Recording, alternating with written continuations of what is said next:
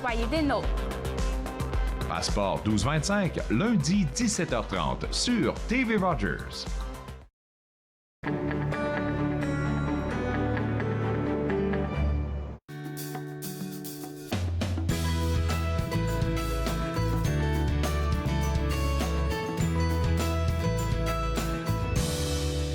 Bonjour et bienvenue entre nous exclusivement sur les ondes de TV Rogers. Je suis Claude Andrea Bonny. Je me ferai un réel plaisir de passer la prochaine demi-heure avec vous. Aujourd'hui à l'émission, notre chroniqueuse Gisèle Nantais du Ciné Club d'Ottawa va nous proposer 2 films à voir absolument ce week-end.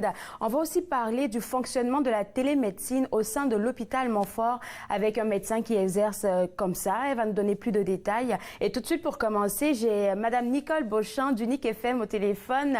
Et Nicole est l'animatrice de l'émission Matière grise. Et j'aimerais en savoir plus sur cette émission, Nicole. C'est quoi comme concept, ça? Bonjour à tout le monde. Je suis très, très contente de faire partie de votre émission aujourd'hui. Matière grise, c'est à l'intention des retraités actifs de la capitale. Et puis, on a peut-être... c'est une date importante pour les aînés aujourd'hui. C'est la Journée internationale des aînés. Oui. Alors, Matière grise, c'est une émission variée, éclectique, qui présente des gens de la communauté et qui... je dirais, il y a 2 choses. Il y a des choses très pratiques, comme on a un tel côté qui vient toutes les semaines nous montrer comment se démerder dans l'Internet et la technologie. Et elle le fait avec brio parce c'est une excellente vulgarisatrice. On a aussi des gens qui nous parlent de sites qui sont d'intérêt pour les aînés, mais on a surtout des gens de notre communauté qui viennent raconter comment ils sont arrivés à prendre leur retraite. Alors, c'est des entrevues, je dirais, cœur à cœur, et j'ai eu vraiment le privilège d'avoir Suzanne Pinel, Marie-Paul Poulain, Madeleine Meyer, Clinton Archibald, qui sont venus nous raconter qu'est-ce que ça veut dire pour eux, la retraite. Alors, c'est un peu tout ça, Matière grise. 1 heure toutes les semaines, et avec une rediffusion à 19h, mais l'heure habituelle, c'est midi à 13h. Donc, de ce que je comprends, c'est que vous touchez vraiment à tout domaine avec les retraités. En même temps, ça nous permet de vous parler. Vous avez mentionné tantôt l'honorable Madeleine Meyer, mais si elle, on peut la voir, c'est-à-dire on la connaît déjà dans la communauté, mais le fait de savoir un peu plus sur sa vie personnelle, je suppose que c'est vers ça que vous en allez quand vous faites des entrevues. Exactement. C'est des portraits plus intimes. C'est des gens qui nous racontent un peu comment ça s'est déroulé. Parce que plusieurs retraités ou personnes qui arrivent à la 50aine, 60aine se disent, est-ce que je continue? Est-ce que j'arrête? Est-ce que je change un petit peu mes occupations professionnelles? Est-ce que je me... Alors, il y a plusieurs questions qui se posent, puis moi, j'aime bien savoir comment c'est arrivé pour eux. Alors là, quand vous faites vos entrevues très intimes, vous avez mentionné tantôt, c'est vraiment pour les retraités actifs. Comment vous choisissez vos invités?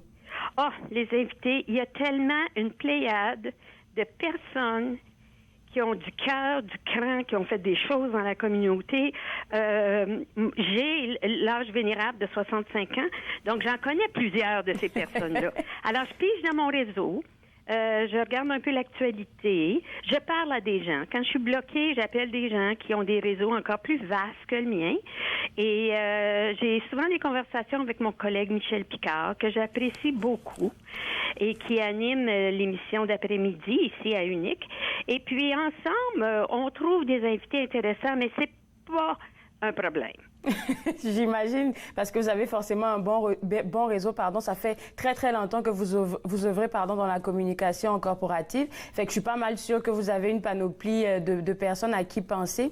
Et puis, j'étais juste en train de me dire, là, il y a un adage chez moi, dans mon pays où est-ce que je viens, je sais pas si c'est connu ici aussi, qui dit que les vieilles marmites font de bonnes sauces. Oui, Matière grise, c'est pour un public aîné, mais en même temps, là, c'est bon pour nous aussi jeunes, parce qu'on peut vraiment prendre des secrets, des conseils là-bas qui vont nous aider. Oui, tout à fait. Puis on essaie de présenter des choses intéressantes, point. Bien sûr que c'est pour des retraités, c'est pour des personnes vieillissantes, mais c'est quand même d'intérêt à plusieurs, à un très vaste auditoire. J'aime bien votre citation.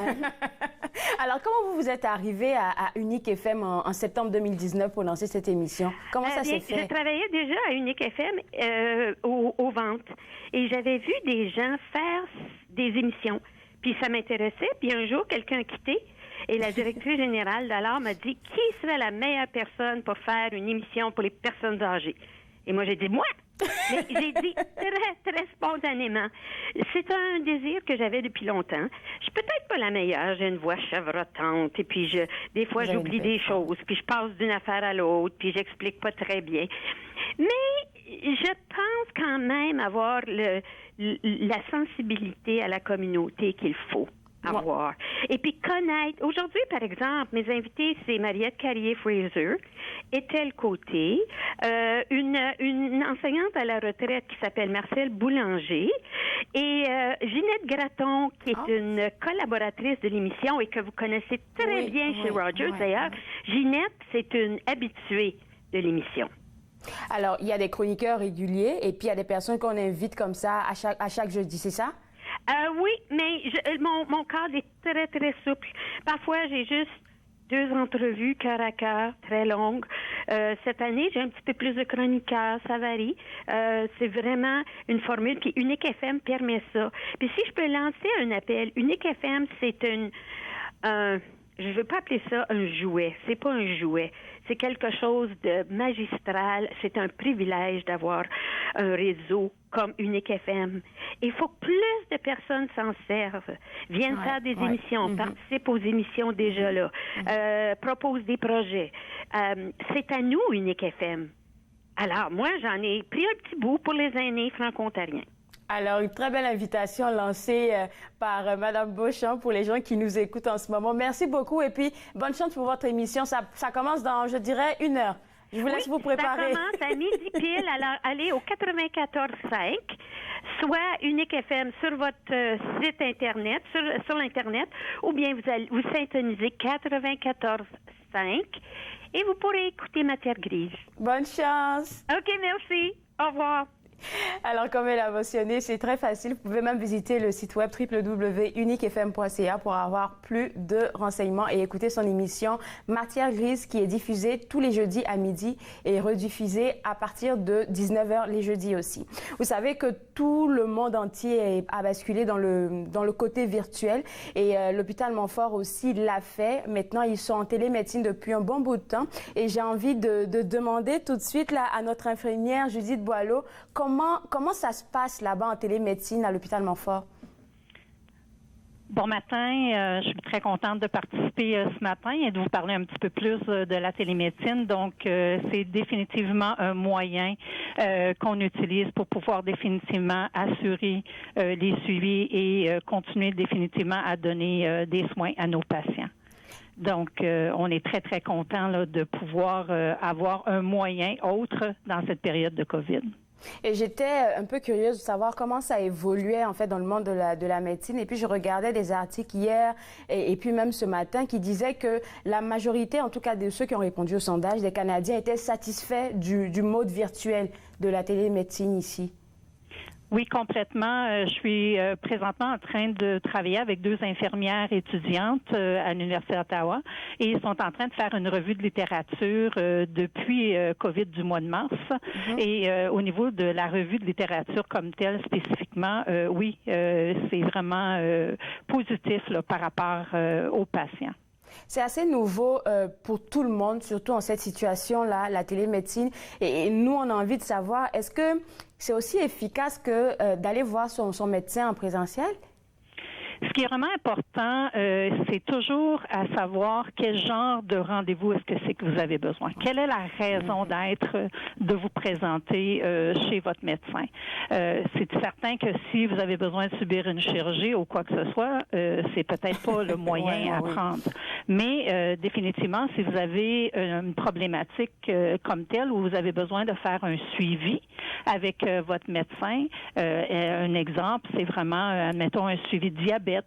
Vous avez une toux, vous avez un rhume, vous avez besoin de consultation avec un psychiatre ou bien donc vous êtes suivi par l'équipe de santé mentale. Vous allez subir une chirurgie, mais vous avez besoin d'avoir des examens diagnostiques au préalable ou un questionnement. Il y a beaucoup de tous ces éléments-là qui font partie maintenant du côté virtuel. Donc, le patient n'a pas à se déplacer, peut le faire de son domicile une fois qu'il a la technologie. Donc, on doit avoir l'Internet et on doit avoir soit une tablette, un téléphone intelligent ou un ordinateur. Et ceci nous permet définitivement là, de pouvoir le faire du confort de notre domicile. On va reparler du côté technique un peu plus tard, mais il y a quelque chose que vous avez mentionné là, comme quoi c'est pas tous les spécialistes de la santé qui pourront mieux travailler en télémédecine. Parce que j'ai pensé par exemple à un dermato. Si j'ai quelque chose sur la peau, j'ai envie de parler à mon dermato, je suis pas sûre qu'il puisse mieux le voir comme au travers de la caméra. Mais je peux vous dire que certains dermatos le font et le faisaient même pré-COVID. Ce qui est vraiment important de savoir, c'est selon les plateformes, c'est-à-dire le type de plateforme qu'on utilise, on peut envoyer une photo au médecin et la photo peut très bien représenter la région. Donc, ça dépend comme tel quel type de problème qu'on a. Ça dépend aussi si on est déjà suivi et on a besoin d'envoyer des photos qui sont, c'est-à-dire qu'on a déjà vu le médecin peut-être 3 mois passés, puis il y a une amélioration ou quoi que ce soit. Donc, il y a une option qui est possible. Alors maintenant, on va parler du côté technique là, parce que je pense fortement aux personnes aînées. Même moi encore, là, il y a certaines applications, il y a certains trucs techniques que je connais pas. Alors comment vous faites? Est-ce que quand quelqu'un prend un rendez-vous virtuel, vous l'appelez d'abord pour pouvoir établir des directives de connexion? Comment ça se passe? Bien, présentement, à l'hôpital, ce qu'on fait, c'est qu'on appelle ça une offre de service. Donc, quand le patient a besoin d'un rendez-vous, on leur offre à savoir s'ils ont la technologie et s'ils accepteraient de le faire de façon virtuelle. Pour pouvoir faire ça, tel que j'ai mentionné tantôt, on a besoin d'Internet et on a besoin d'avoir soit un ordinateur, une tablette ou bien donc un téléphone intelligent. Si le patient mentionne qu'il est apte et il est consentant à le faire de façon virtuelle, mais ce qu'on va faire, c'est que nous, l'équipe en télémédecine, on va avoir une commis qui va l'appeler et on va faire un test au préalable avec le patient. On va lui avoir envoyé un courriel et dans son courriel, on va avoir mis un lien pour pouvoir faire un test au préalable pour s'assurer que tout fonctionne. Donc, ça facilite la vie même, en fait, parce que nous, on fonctionne comme ça ici à la télé. Il faut juste envoyer un lien à l'invité et puis se connecte directement. Il se retrouve sur la même plateforme que le médecin. C'est plus facile pour les aînés, là. Oui, mais l'élément qui est important, c'est qu'on offre de faire un test avec eux. Certaines personnes choisissent de le faire, d'autres non. C'est certain que il faut faire attention. Des fois, c'est pas juste l'âge qui va faire qu'il peut y avoir un bris, mais des fois, il y a des gens qui sont un peu moins habiles au niveau de la technologie, mais c'est important de les supporter. Et la technologie, c'est vraiment important aussi au niveau de la recherche. Ce que ça dit, c'est vraiment, s'il y a des failles ou quoi que ce soit, c'est vraiment la technologie et c'est pas nécessairement autre chose là, qui va être vraiment une problématique. Je vois que vous avez déjà donné plusieurs conseils concernant le côté technique, mais est-ce que vous auriez d'autres conseils à partager aux gens, déjà même qui sont sceptiques par rapport à la télémédecine et secondo, comment bien préparer son rendez-vous? Ce qui est vraiment important, premièrement, il faut s'assurer que lorsqu'on vous offre la télémédecine, vous assurez comme tel que vous vous sentez confortable avec ça, que vous avez un endroit qui est vraiment sécuritaire aussi, puis qui est un endroit qui est où est-ce que c'est qu'il n'y a pas beaucoup de bruit. Donc, par rapport au conseil comme tel, c'est vraiment aussi pour la sécurité, c'est la personne va vous demander de bien vous identifier. Donc, c'est une des premières choses. L'autre élément, on va vous demander aussi de donner votre consentement. Et puis, c'est important, tel que j'ai mentionné tantôt, de bien lire le courriel qu'on vous achemine.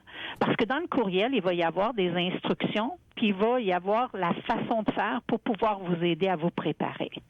Donc, si vous faites un test comme tel, puis vous voyez qu'il y a des problèmes, c'est important de nous rappeler pour qu'on puisse vous assister à ce moment-là.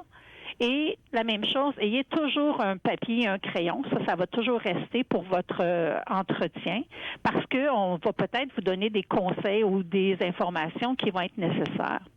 Et toujours regarder la documentation là, au niveau de bien vous préparer à votre rendez-vous, c'est-à-dire que peut-être qu'on va vous avoir demandé d'avoir pris votre poids au préalable, peut-être qu'on va vous avoir demandé d'avoir pris votre pression si vous avez un appareil à la maison. Et toutes ces choses-là peuvent définitivement aider lors de la consultation. Et puis vous, en tant qu'infirmière en télémédecine, je suppose que vous êtes aussi en soutien aux médecins. Je viens de voir une image où est-ce qu'on vous voit en arrière d'un médecin. Je pense que c'est une image qui est sur le site web de l'hôpital Montfort. Est-ce que vous apportez un soutien à ces médecins-là aussi? Complètement, et j'oserais dire, pas juste les médecins, également toute l'équipe professionnelle. Donc, on parle ici des travailleuses sociales, des infirmières, des assistantes en pharmacie. On a également des physios, des ergos. Tous ces gens-là peuvent faire de la télémédecine et en font actuellement à l'hôpital Montfort. Donc, je dirais que la plupart des professionnels de la santé, depuis surtout le COVID, ont emboîté le pas et peuvent donner des services comme tels. Est-ce que, pour finir, ça sera ma dernière question, ça demandait aux médecins, à tous ceux qui utilisent la télémédecine, de réorganiser leur emploi du temps? Mais il faut définitivement s'approprier comme tel l'outil. Donc, c'est pas évident. On est habitué de voir les gens, on est habitué de les accueillir, on va les chercher ou quoi que ce soit. Donc, c'est une façon différente d'interagir. Et oui, définitivement, nous, on était là plus pour les aider au niveau du côté technique, mais il y a également toutes des formations qu'on a mis en place et qu'on est en train de travailler pour pouvoir mieux outiller chacun des professionnels comme tel, parce qu'il y a des choses qui sont différentes en présentiel par rapport à être en vidéo comme tel. Définitivement. Merci beaucoup pour ces informations, Mme Boileau. Et puis, je vais inviter les gens à visiter votre site web pour avoir plus d'informations et pourquoi pas se lancer dans la télémédecine. Bonne journée à vous. À vous-même. Bonne journée. Alors, si vous hésitez encore à aller voir, à consulter virtuellement, c'est possible de le faire à l'hôpital Montfort, www.montfort.on.ca. C'est le site web à visiter pour avoir plus d'informations et pourquoi pas avoir votre consultation virtuelle dans le confort de votre salon. On va parler maintenant avec Gisèle Nanterre, notre chroniqueuse du Ciné-Club d'Ottawa, et elle a deux belles propositions à nous faire pour ce week-end. Allô, Gisèle? Allô? Ça fait plaisir super bien, ça fait plaisir de te reparler parce que tu as toujours de beaux films à nous présenter. Oui, alors ici, c'est deux films historiques que je dois vous présenter. Alors, premièrement, il y a le film De Gaulle. Et De Gaulle est réalisé par Gabriel Le Baumain. Et c'est pas une biographie de toute la vie de Gaulle. Ce n'est qu'un moment précis dans sa carrière et dans son histoire. Quel moment? Alors, la Deuxième Guerre mondiale. Ouais.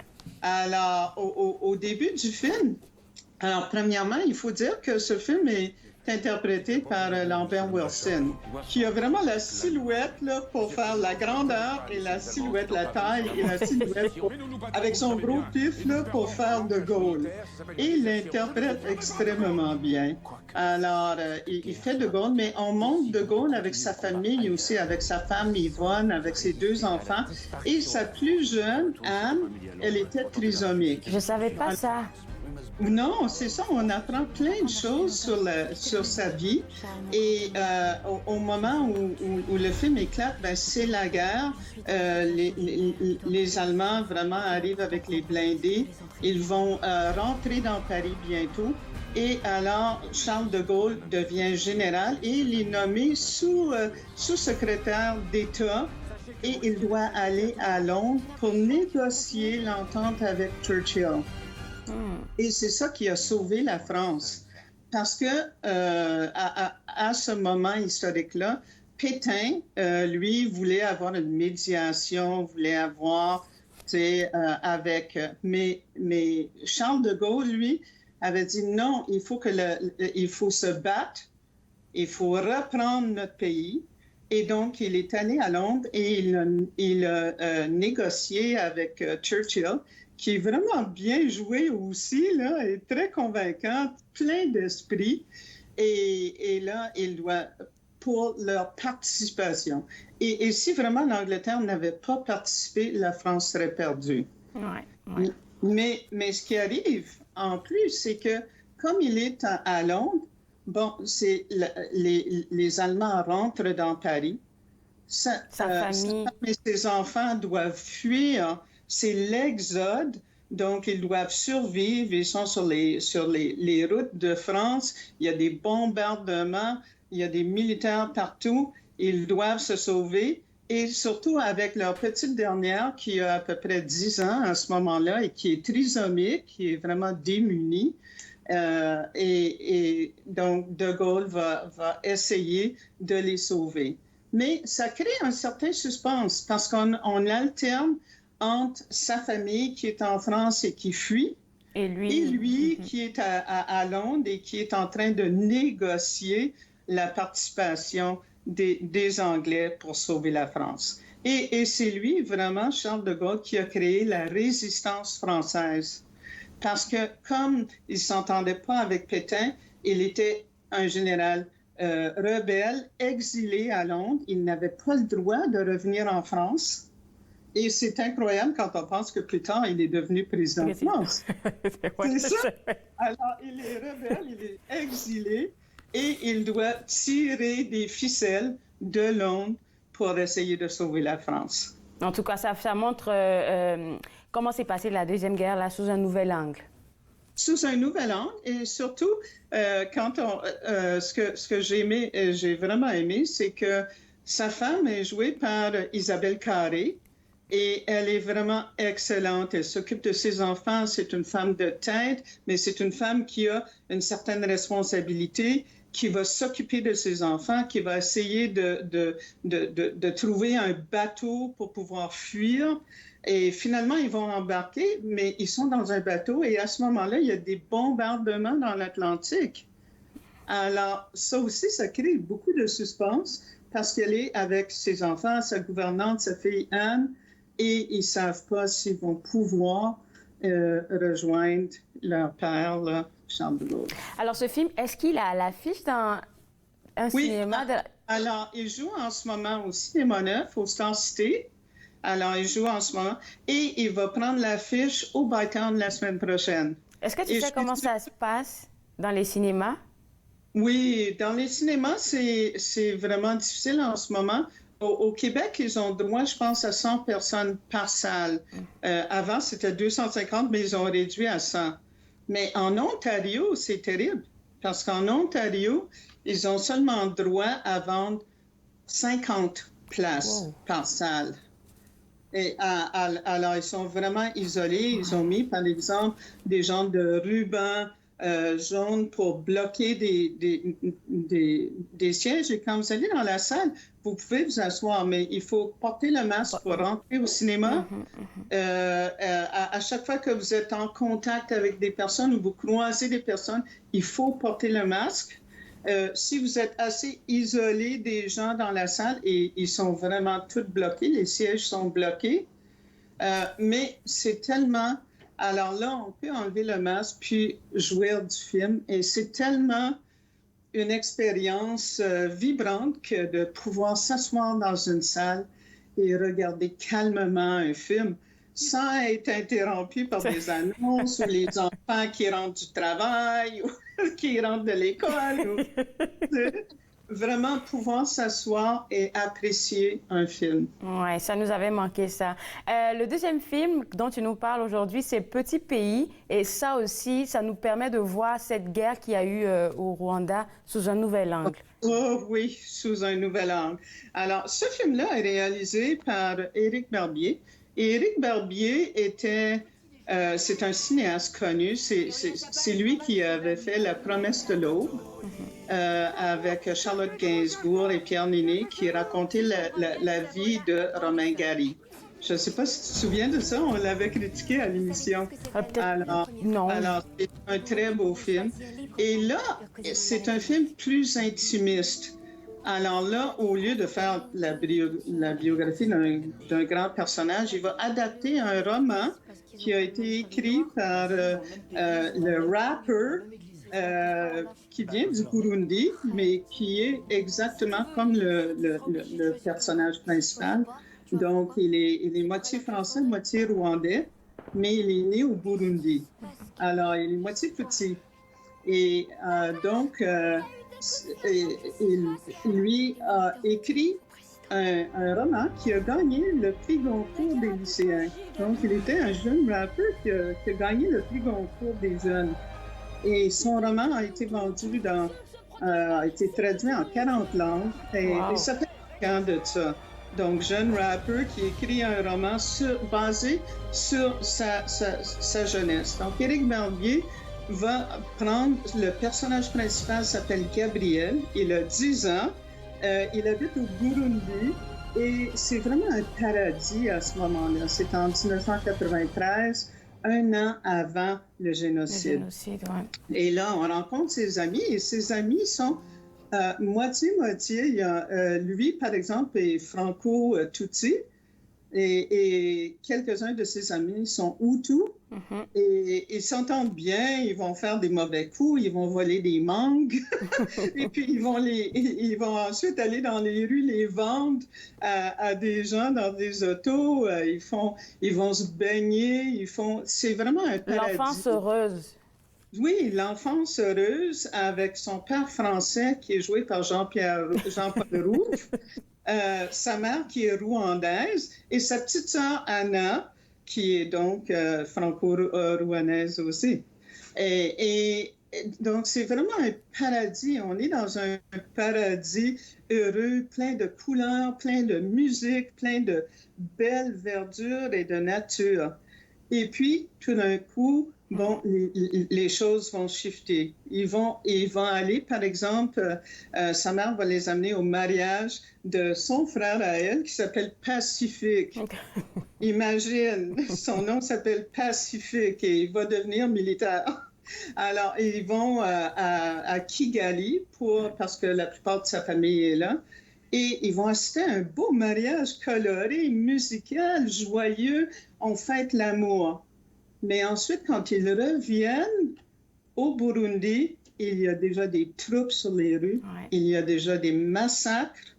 Et là, on voit pas vraiment les massacres comme tels, mais on voit ce qui reste. Hein? On voit les séquelles, on voit les camps, on voit et on voit l'abus, par exemple, comme sa mère habite au Burundi, mais elle est rwandaise et elle est tutsi.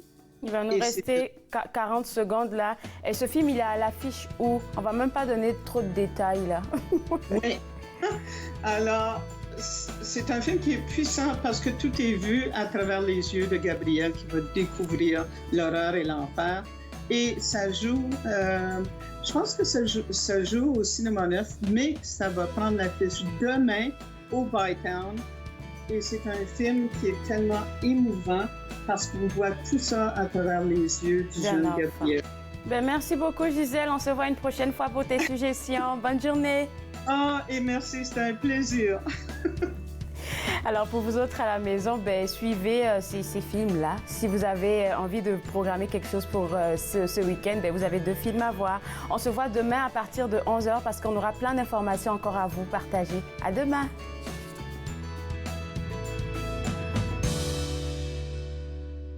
Faites-nous part de vos commentaires en composant le 613-521-2323 par courriel sur Facebook et Twitter.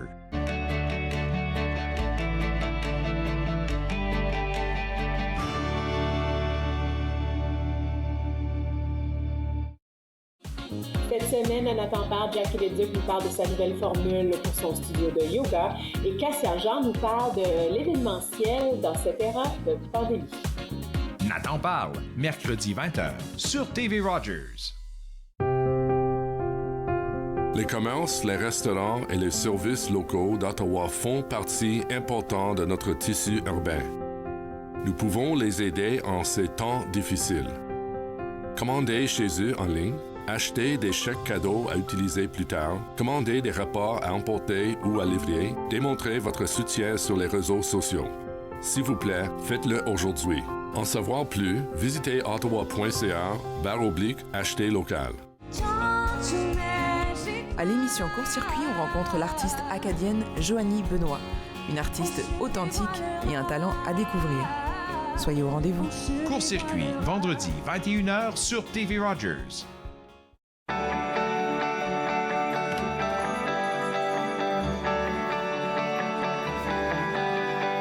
Vous regardez TV